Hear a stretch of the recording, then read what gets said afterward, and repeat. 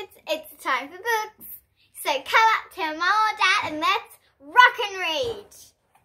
Today I'll be reading you Grace's Mystery Seed. And this is how it goes. Grace's favourite neighbour was Miss Marino. She had the best garden in the whole street. Grace liked the veggie patch and the fruit trees.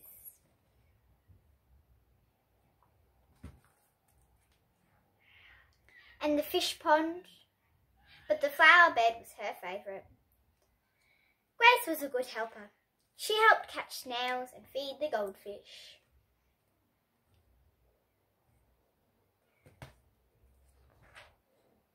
And pick the fruit. But feeding the birds was her favourite job. Polly likes these stripy seeds, Grace said. What are they from? Let's find out, said Miss Marino. But how? Asked Grace. Let's plant one and see.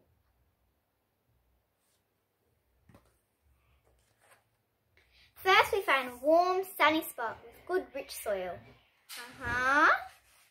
We dig a little hole, twice as deep as the seed. We drop in the seed and spread soil on top.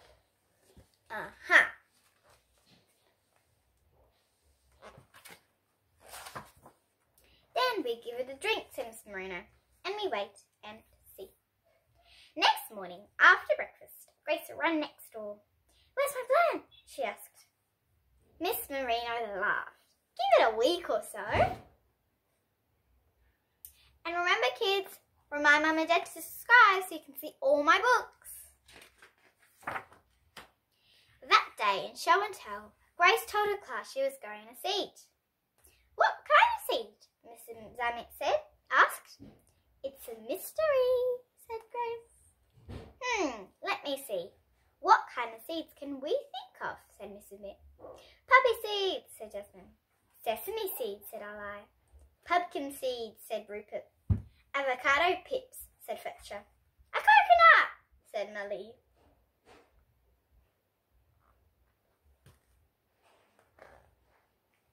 Grace visited her seed every day. Sometimes she took her best friend Leo, but there was never anything to see. One day, Miss Marino was waiting for Grace in the front garden. I've got a surprise for you, she said. A little green shoot was pushing up through the soil. My seed has grown, Grace told her mum. My seed has grown, Grace told her dad. My seed has grown, Grace told her dog. My seed has grown, Grace told her class. Can I come and see? Asked Claire.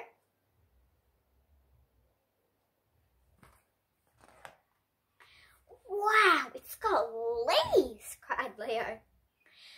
Grace grabbed the watering can and gave her mystery plant a drink. This will help it grow. Grace's plant grew and grew. Soon it came up to her middle. Then it came up to her head. Before long, it was tall as Miss Marino. Soon it was as tall as the fence. Then it was even taller. Maybe it's a beanstalk, said Grace. Maybe it'll reach the sky, said Leo.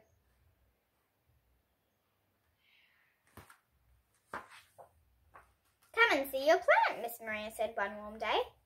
Right at the top was a green scaly lump. I think it's a bud, said Grace. The bud grew bigger and bigger. Soon yellow petals appeared. I wonder what it could be.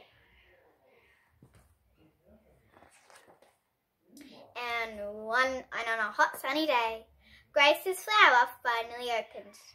It's a sunflower, cried Grace. Wow, it's the biggest flower I've ever seen, said Leo. I wish I had a sunflower.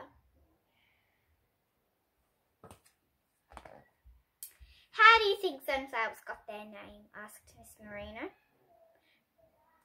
Because they look like the sun, said Grace. Miss Marino shook her head. It's because they always turn their faces toward the sun. Sunflowers are amazing. The next day, Grace woke early and ran over to see a sunflower. Sure enough, It was facing the morning sun.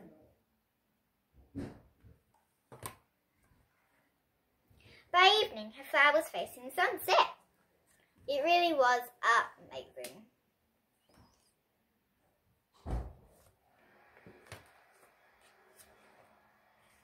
Can we do this again next year, asked Grace.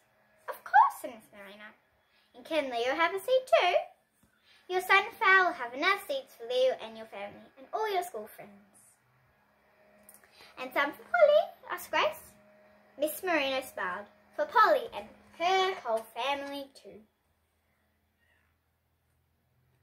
Must be her family.